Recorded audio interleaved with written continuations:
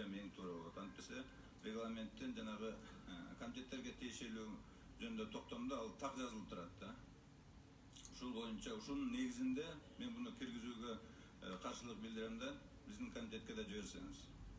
Бул биринчиси. Экинчиси, кеч жакында эле биз Республика Ата журт фракциясында бул маселени караганда, ошондо биз фракциянын чечимине киргиздик элек. Бул мыйзам долбоорун киргизердин астында коомдук угуу ирети болуп атканда бир айдын ичинде 7 областты кыдырып туруп, коомдук угуу өткөрүп чыксын. Анткени бул билесиңер, мурун шашып туруп мыйзамды киргизип алып, нарында жана башка жерлерде акциялар болгондон кийин кайра өзгөртүүгө дуушар болгонбуз. Ошондуктан мен ойлойм, шашылыштын кереги жок. Рахмат, биринчи микрофон, процедураңыз.